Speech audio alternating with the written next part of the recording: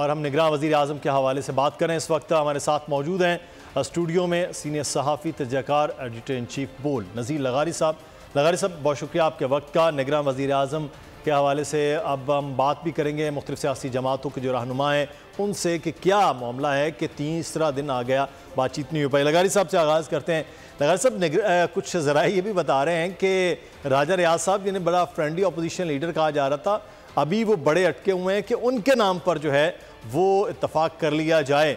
तो ये तीसरा दिन इसलिए आ रहा है, तो क्या राजा रियाज साहब का ये भी रूप है कि वो फ्रेंडली अपोजिशन से निकल के अब एक चीज़ पर अटके हैं? सर, हो सकता है?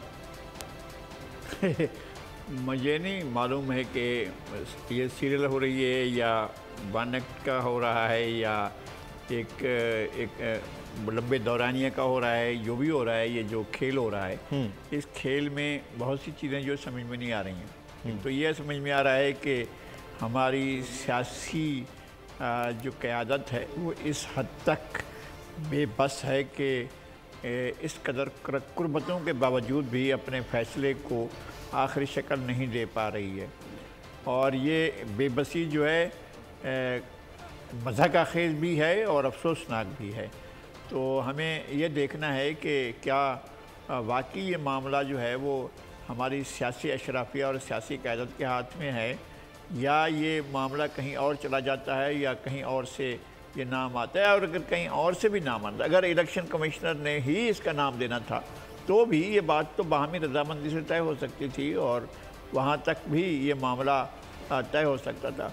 अब मेरे ख़्याल में सिस्टम ज़्यादा से ज़्यादा अपने नकाब उतारता जा रहा है कि ये सिस्टम बाकी है भी कि नहीं है, वजूद भी रखता है कि नहीं रखता है, और क्या हमारा जो सियासी अमल जो है, जमहूरी अमल जो है, ये महज इतना ही खेल है। और हम जो माजी में लोगों को कठपुतली कहा करते थे कि क्या हाल में जो है वो बड़े कोई पारसा किस्म के मजबूत किस्म के लोग जो हैं वो इंडिपेंडेंट जो अपने किरदार के मुताबिक फ़ैसला करेंगे, अभी बहुत सी चीज़ें वाज़ेह नहीं हैं।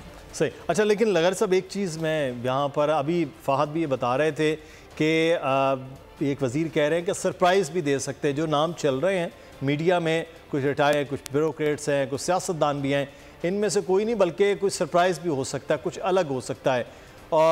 तो ये अलग में क्या कोई ऐसा कोई नाम सामने आ सकता है? और दूसरी बात ये है कि इत्तफाक आज तक 2 दिनों में नहीं हुआ, तो फिर ये अचानक फिर इत्तफाक वाले मामला भी हो सकते हैं। ख्याल सर आई हैं लगारी साहब? हाँ, एक तो ये सरप्राइज़ ये हो सकता है कि राजा रियाज साहब कहें कि जी मैं राज़ी हो गया हूँ और मियाँ शहबाज शरीफ ही इस मनसब पर मौजूद रहें, ये हो सकता है। दूसरी बात ये हो सकती है कि अचानक उनका ख्याल आ जाए कि भी सियासी अशराफिया में बहुत से लोग हमने नाम देख लिए हैं, आप मेहरबानी करेंगे कि जावेद जब्बार साहब का नाम लें। वैसे मैं कह रहा हूँ, अच्छा, इसलिए ऐसे नाम आपने दे दिए।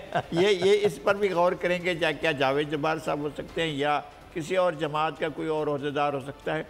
तो इस तरह की बातें सोची जा रही हैं। सही। मेरे ख्याल में जो मुमकिन चीज़ें सोची जा सकती थी वो सोची गई हैं, और जिसने जो नाम डालना था वो भी नाम अपने तौर पर डाल दिया गया है, और जिसकी जो ख्वाहिश थी वो भी सामने लाकर चले सर, ये ताख़ीर क्यों हो रही है, हम बात करेंगे। तारीख का अमीन,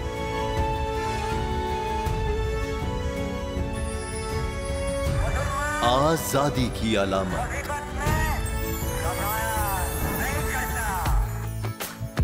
हुस्न का आईनादार, फिक्रो नजरिए की अक्कास, सरफराजी का गवाह, यानी हम सबका निगहबान पाकिस्तान।